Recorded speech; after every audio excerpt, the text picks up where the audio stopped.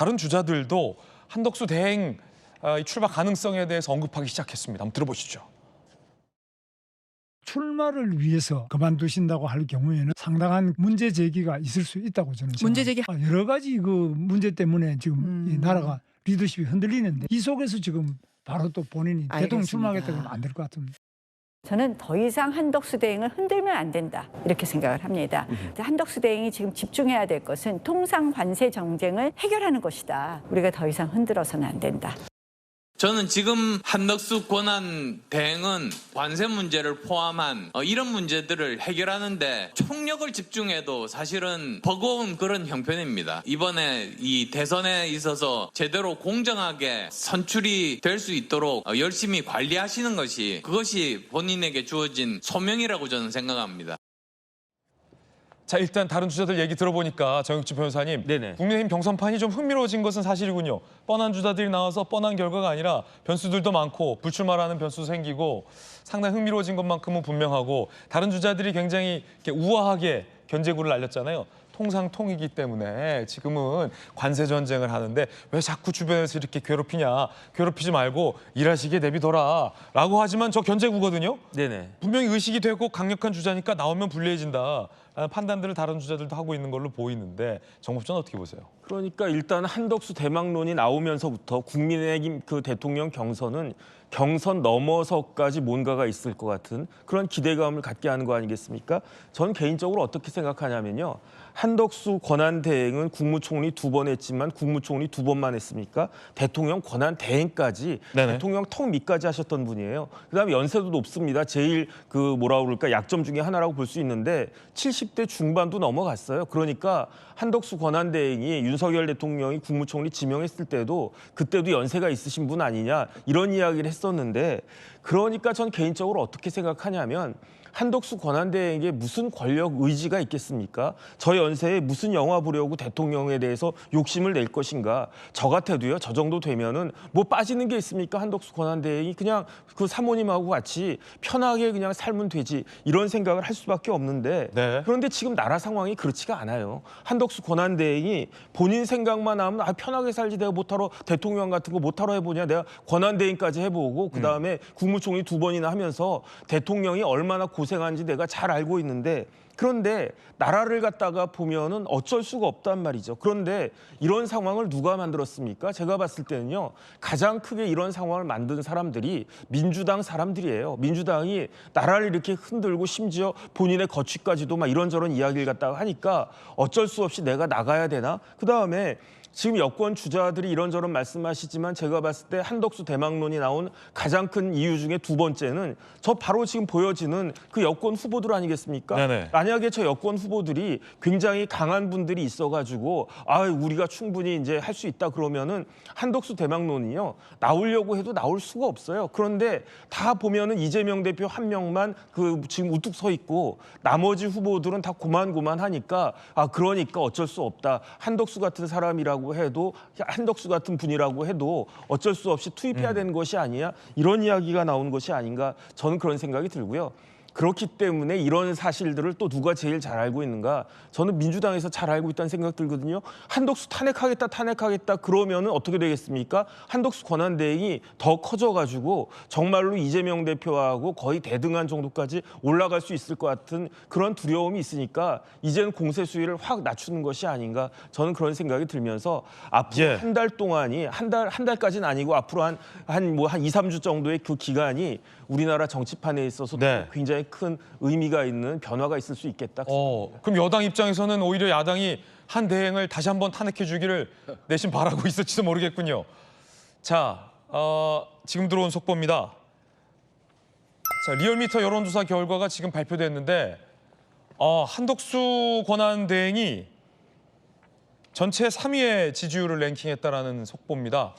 이재명 후보야 48.8%, 김문수 장관, 전 장관 10.9%, 한덕수 대행이 8.6%인데 김 장관과 한 대행 오차범위 사이군요.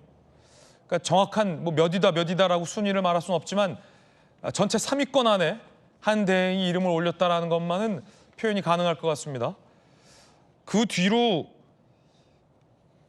한덕수 대행 뒤로 한동훈 전 대표 6.2, 홍준표 시장 5.2의 순으로 조사가 됐습니다. 그리고 양자 대결 결과도 지금 발표가 됐는데 여당 주자 중에서 이재명 대표와 양자 대결했을 때 가장 격차가 적은 후보가 한덕수 대행인 것으로 리얼미터 조사 결과 발표됐습니다. 김 장관이나 오 시장이나 한 전 대표나 홍준표 시장보다도 한덕수 대행과 이재명 대표가 양자 대결했을 때 그 격차가 가장 적은 것으로 여론조사 결과가 발표됐습니다. 자, 이 여론조사는 에너지경제가 의뢰하고 리얼미터가 조사했고요. 2025년 4월 9일에서 11일간 조사가 진행됐고요. 전국 만 18세 이상 1,506명에게 여론조사가 실시됐고요. 오차 범위는 플러스 마이너스 2.5%포인트입니다. 95% 신뢰 수준을 나타내고 있고요. 100% 무선 ARS 방식으로 실시됐습니다. 응답률은 4.7%입니다. 응답률도 꽤 높으네요. 곽규택 의원님, 예. 이거 예상 외의 결과인데 다른 주자들보다도 한 대행의 엄청난 약진이다라고 평가할 수 있겠는데 어떻게 보십니까? 한덕수 권한대행에 대한 그 국민들의 어떤 반응이 가장 최근에 잘 드러났던 장면이 그 탄핵되셨다가 다시 직무에 복귀하신 다음에 산불 현장을 가셨어요. 산불 현장을 가셨는데 그 산불 피해를 입은 여러분들께서 한덕수 권한대행을 굉장히 이렇게 환영하시고 또 좋아하는 그런 모습이 방송에 잡혔었거든요. 그런 모습이 지금 국민들의 어떤 현 정서다 이렇게 생각할 수가 있을 것 같아요. 한 면에서 보기에는 통상의 전문가고 또 대통령 권한대행으로서 신뢰감이 가고 또 한편으로는 민주당으로부터 탄핵을 당해가지고 직무에 복귀할 때까지 어떤 좀 피해를 입은 또 약자 프레임도 있고요. 그런 것들이 지금 어울려가지고 한덕수 권한대행에 대해서 이분이 대통령으로 나오면 국민의힘 후보로서 적절하지 않을까, 이재명과 함께 상대할 만한 후보가 아닌가, 이런 지금 이제 인식들을 하고 계시는 것 같고, 그런 부분이 지금 여론조사에 그대로 반영이 된 것이 아닌가 이런 생각을 하고 있습니다. 그런데 이 부분이 지금 다른 이제 그 국민의힘 후보들의 지지율을 당연히 상쇄하는 효과를 가져왔어요. 그러니까 국민의힘 기존 후보들은 한덕수 권한대행의 어떤 출마에 대해서 당연히 좀 반대하고 이런 분위기가 형성이 되거든요. 근데 이런 것이 지금 국민의힘 입장에서는 길게 가서는 안 된다고 생각을 합니다. 그러니까 초기에 만약에 한덕수 권한대행께서 대선에 참여하실 목적이라면 국민의힘 경선에 같이 참여를 하셔가지고 경쟁을 하는 것이 맞다고 보여지고, 국민의힘 경선하는 과정에서 한덕수 권한대행에 대한 출마설은 계속 흘러나오고 있고 국민의힘 경선이 오히려 조금 분위기가 죽는 이런 상황이 된다면 국민의힘에도 조금 안 좋은 영향이 있을 수도 있기 때문에 한덕수 권한대행께서 잘 판단하셔가지고 결단을 신속하게 결정을 하시는 게 맞지 않나 그런 생각이 듭니다. 일각에서는 야당이 한 대행을 탄핵해서 탄핵안이 통과되면 한 대행이 출마 못하는 거 아니냐 뭐 이런 궁금증도 있던데, 검사 출신이시니까 곽 의원님 어떻게 보세요? 지금 꼭 그런 건 아니에요? 아니 꼭 그런 가정적인 상황을 전제하기는 좀 그런데요. 민주당에서 지금 이 상황에서 탄핵을 새롭게 할 수는 없을 상황인 것 같아요. 그렇군요. 지금 과거에 한번 탄핵을 했다가 헌재에서 또 기각돼서 직무를 복귀한 상황인데 최근에 뭐 헌법재판관 임명 그 문제 때문에 다시 권한대행을 탄핵한다는 것은 민주당으로서도 굉장히 정치적인 부담이 클 수밖에 없고, 또 조금 전에 말씀하신 것처럼 오히려 한덕수 권한대행에 대해서 정치적인 입지만 더 키워줄 수 있는 결과가 되기 때문에 민주당에서 한덕수 권한대행을 탄핵한다, 이것은 저는 지금 상황에서는 좀 예상하기 어렵지 않나 이렇게 생각을 합니다. 그렇군요. 하긴 또 사표 내고 나오면 그만이니까요. 그렇습니다. 탄핵한다 하더라도. 예. 자, 그러자 야당이 한덕수 대행을 강하게 비판했습니다. 조승래 의원 이야기 들어보시죠. 한덕수 총리는 대통령 선거 출마에 대한 간은 그만 보고 입장을 분명히 밝히십시오. 한덕수 대통령 권한대행에 대한 국민의힘의 애처로운 구애가 눈뜨고 못 봐줄 지경입니다. 출마할까 말까 간만 보는 한덕수 총리도 꼴불견이긴 마찬가지입니다. 더 이상 간보지 말고 스스로의 거취라도 분명히 하라는 게 국민이 보내는 마지막 경고입니다. 자, 조경변 선생 아까 이제 오늘 나올 여론조사 결과는 좀 다를 수도 있다라고 언급하신 부분이 바로 이 대목 같아요. 어떻게 보십니까? 적어도 보수 국민의힘 지지층 내에서는 한덕수 효과가 분명히 나타나는 것 같습니다. 그렇군요. 근데 이제 세부 내용을 분석해 보면 이재명 후보의 지지율은 큰 차이가 없습니다. 그 대신 김문수 후보에서 빠지고 거의 그 상당 이 지지율이 한덕수 이 권한대행에 옮겨간 것 같고요. 또 홍준표 시장도 좀 빠졌습니다. 그러니까 지금 내부에서 보수 국민의힘 지지층 내부에서의 움직임만 보이고 있고 이 민주당의 지지층을 빼앗아 오거나 그 지지율을 흡수하는 효과는 현재까지는 전혀 없습니다. 이제 그런 측면에서 보면 이 지지율 그러니까 국민의힘 지지층 내부에서의 그 지지 이동만 가지고 대망론을 현실화시킬 수 있을까라는 의구점은 듭니다. 그런데 이제 그 뒤에 이어 나온 이 가상 대결에서는 또 상대적 경쟁력은 다른 후보에 비해서는 조금 더 보이기는 합니다.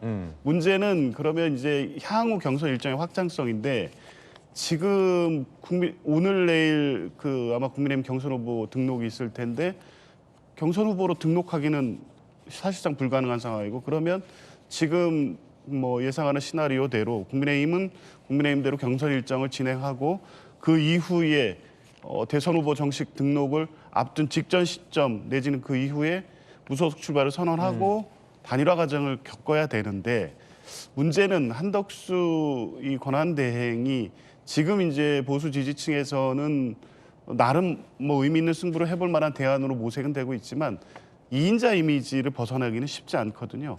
역대 탄핵 국면에서 늘 국무총리 또 권한대행이 차기 대선 주자 예비 지지율에서 항상 늘 1위로 막 치고 올라옵니다.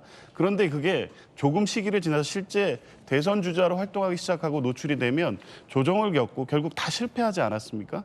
근데 변수는 한덕수 권한대행 같은 경우에는 지금 조기 대선 국면에서 등장했기 때문에 매우 짧은 시간 안에 경선 뭐 단일화 일정으로 간다고 하면 적어도 보수 지지층의 지지를 끌어오는 데까지는 성공할 수 있을 겁니다. 그런데 과연 이제 이 본선에 갔을 때 정말 지금의 이 지지율 차를 상당히 좁혀서 대선에서 뭐 의미 있는 승부 내지는 이길 수 있다는 확신을 보수층한테 줄 수 있을까?